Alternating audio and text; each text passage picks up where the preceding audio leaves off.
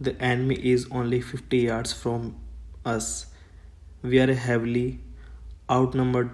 We are at under disgusting fire. I shall not withdraw an inch, but I will fight to the last man and the last round. Yes, these words are of Major Somnath Sharma. I know many of you know, and आधों को तो कुछ पता भी नहीं होगा who is Major Somnath Sharma. Ladies and gentleman, boys and girls, I am your host Vasu.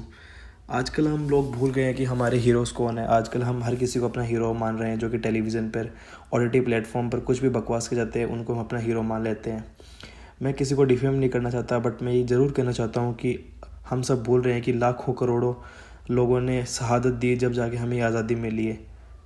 They sacrifice their tomorrows for our today.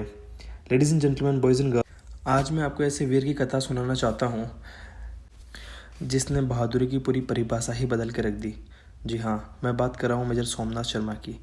Major Somnath Sharma 31 जनवरी 1923 को जम्मू में जन्म लिया. उनके पिताजी अमरनाथ शर्मा एक मेडिकल अफसर थे ब्रिटिश इंडियन आर्मी के अंदर.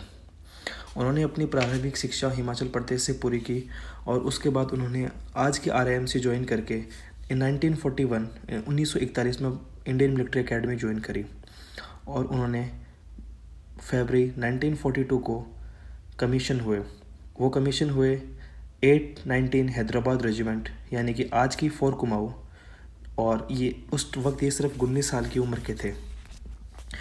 उन्होंने मात्र 19 साल की उम्र में बहुत ही अच्छा कारनामा करके वह सेकंड लेफ्टिनेंट की पद पे नियुक्त हुए और अपने रेजिमेंट को ज्वाइन किया.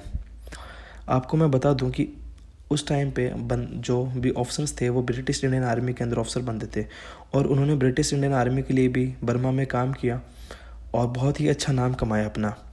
1947 को अपना देश आज़ाद हुआ और मेजर सोमनाथ शर्मा की यूनिट अब 4 कुमाऊँ नाम से कहलाने लगी. दंगे होना चालू हो गए थे और उसके साथ में ही भाई भाई से लड़ रहा था, हिंदू मुस्लिम हो रहा था. इस चीज़ पे मैं नहीं जाना चाहता, लेकिन फिर एक पाकिस्तान नाम से एक जानवर पैदा होता है और उसके बाद कैप्टन सोमनाथ शर्मा की यूनिट जो कि पंजाब में सिविल पुलिस के साथ में मिलकर दंगों को संभाल रही थी, उनको तब के पाकिस्तान के कबाइलियों का नाम लेके अपने ही सिपाही कश्मीर के अंदर घुसाए पाकिस्तान ने और कश्मीर को हथियाना चाहा. पर कुत्ते की दुम सीधी तो होती नहीं है. पैदा हुआ नहीं कि गांड में गुदा आने लगा, थोड़ी खुजली होने लगी और शेर के मुंह में आने लगा. अब क्या करते. ठीक है, तो राजा हरि सिंह ने मांगा कि भाई हेल्प करो हमारी.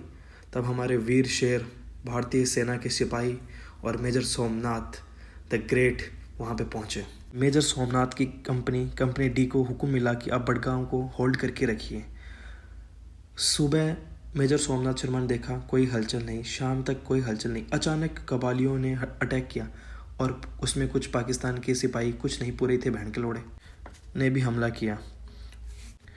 मेजर सोमनाथ शर्मा की यूनिट पूरी हिम्मत से लड़ती रही, पूरा जूझता रहा. आपको मैं बता दूं, ये युद्ध होने से पहले मेजर सोमनाथ शर्मा के दाहिने कंधे में बहुत ही ज़्यादा चोट लगी थी हॉकी खेलने की वजह से. उनके हाथ में प्लास्टर था. उनको रेस्ट करने के लिए कहा गया, लेकिन वो रुके नहीं, वो डटे नहीं और बस हिम्मत जुटा के अपने देश के लिए लड़ने के लिए मैदान पे पहुंच गए. जंग मैदान में मेजर सोमनाथ शर्मा ने क्या दिखाया. 500 पाकिस्तानियों की बुंड पाड़ के पैंट चौदह की गाड़ में बम्बू भर दिया और लड़ते लड़ते उनका हाथ में खून आ गया. उनके एक एम्बुश में उनकी पूरी बॉडी में छर्रे लग गए, लेकिन मेजर सोमनाथ शर्मा डटे नहीं, रुके नहीं और बस अपने एक हाथ से ही राइफल लोड करते रहे, मारते रहे और पाकिस्तानियों की गाड़ में गोली डाल के भोसड़ी को की गाड़ पाड़ दी. और इसी तरह मेजर सोमनाथ शर्मा मारते वीर गति को प्राप्त हो गए. और इस तरह भारत के पहले परमवीर चक्र मेजर सोमनाथ शर्मा वीर गति को प्राप्त हुए. मरणोपरांत मेजर सोमनाथ शर्मा को परमवीर चक्र से नवाजा गया. पर शायद आज ये लोगों को स्टोरी पता नहीं होगी, क्योंकि आजकल के लोग सोशल मीडिया पे सिर्फ छपरियों को देखना पसंद करते हैं जिनके गांड में थोड़ा सा भी गुदा नहीं है, जो कि ये नहीं जानते कि भारत क्या चीज़ है, कहाँ से बना है ये देश. नहीं, इसको हम माँ किस लिए कहते हैं, इसकी रक्षा के लिए कितने सिपाहियों ने अपनी जान दे दी. लेकिन आजकल की जनता, आजकल की यूथ सिर्फ सोशल मीडिया के ऊपर जो उनको ठमकता दिखता है उनकी तरफ उनको फॉलो करते हैं, उनके बारे में बात करते हैं, लेकिन कोई अपने वीर सिपाहियों के बारे में बात नहीं करना चाहता। जय हिंद, जय Bharat, take care and always remember the heroes who fought for our nation and who is fighting for our nation and who will fight for our nation. जय हिंद, जय भारत।